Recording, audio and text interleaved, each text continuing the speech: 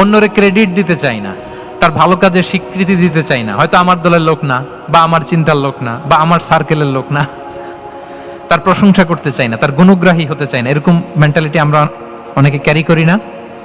রাসূল সাল্লাল্লাহু আলাইহি ওয়াসাল্লাম এটা করেননি। ভালো কিছু দেখলে মুসলিম হোক অমুসলিম হোক অ্যাপ্রিসিয়েট করতেন। Basically he develop the culture of appreciation. এটা আমাদের করতে হবে। আপনার ছেলে ভালো কিছু করেছে, অ্যাপ্রিসিয়েট করেন, ও কনফিডেন্স ফিরে পাবে। আপনার স্ত্রী ভালো রান্না করেছে, অ্যাপ্রিসিয়েট করেন, সে আনন্দিত হবে। আপনার বন্ধু ভালো কিছু একটা করেছে, তাকে ইন্সপায়ার করেন, অ্যাপ্রিসিয়েট করেন। রাসূল সাল্লাল্লাহু আলাইহি ওয়াসাল্লাম একবার এক বৈঠকে 8 জন সাহাবীকে 8টা কমপ্লিমেন্ট দিয়েছেন, 8টা অ্যাপ্রিসিয়েশন দিয়েছেন। তিনি বলেছেন, আরহামু উম্মতি বি উম্মতি আবু বকর। দেখেন, 8 জন সাহাবীর 8টা গুণের বর্ণনা দিচ্ছেন।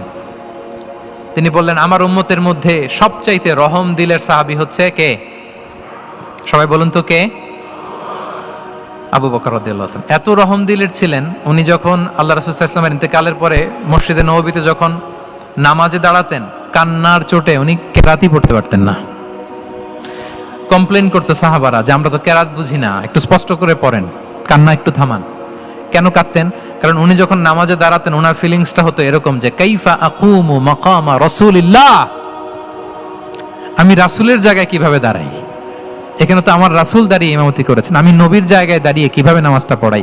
এই অনুভব থেকে উনি যে কাঁদতে শুরু করতেন, এই কান্নার ধাক্কায় উনি আর তেলাওয়াতই আগাতে পারতেন না।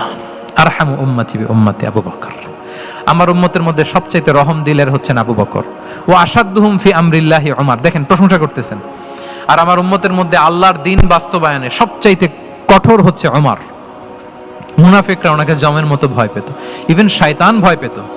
রাসূল সাল্লাল্লাহু আলাইহি ওয়াসাল্লাম বলেন, ওমর তুমি যদি এই রাস্তা দিয়ে হাঁটো, শয়তান যদি দেখতে পায়, শয়তান এই রাস্তা রেখে দিয়ে অন্য কোনো রাস্তা থাকলে ওইটা দিয়ে হাঁটে। সুবহানাল্লাহি ওয়া বিহামদিহি। আমাদের অনেক সময় এমন হয় না যে আমাদের বাচ্চারা, ছেলেমেয়েরা খেতে চায় না, আমাদের নাতি নাতনিরা খেতে চায় না, মায়েরা খাবার নিয়ে পেছনে পেছনে ঘুরে, আর তখন ভয় দেখায়, এই রাত্রিবেলা তাড়াতাড়ি খাও, ওই যে বাঘ আসবে, বাঘ, বিড়াল আসবে, বিড়াল, তাড়াতাড়ি না খেলে কিন্তু ভূত আসবে, ভূত। এরকম বলেন আপনারা? বলেন না? এই দায়িত্ব তো আপনাদের কাঁধে থাকে না? তো ওই যে আমাদের বোনরা বলতে পারবে, বোনরা খাবার নিয়ে ঠিকই রাত্রিবেলায় বাচ্চাদের পেছনে পেছনে এরকম দৌড়াতে হয়। তো কি বলতে হয়? যে এই ভূত আসলো, ভূত, ওই যে বিড়াল আসলো, বিড়াল, কুকুর আসলো, এগুলো বললে বাচ্চারা আবার ভয় পায়, তাড়াতাড়ি করে খায়। তো মদিনাতেও মদিনার বাচ্চারা খেতে চাইতো না। তো খেতে না চাইলে মায়েরা ভূত আসতেছে, ভাল্লুক আসতেছে, এগুলো না বলে বলতো, হা হুয়া ইয়াতি উমর, ইয়াতি উমর, তাড়াতাড়ি খাও, তাড়াতাড়ি খাও, ওই যে ওমর আসতেছে, ওমর।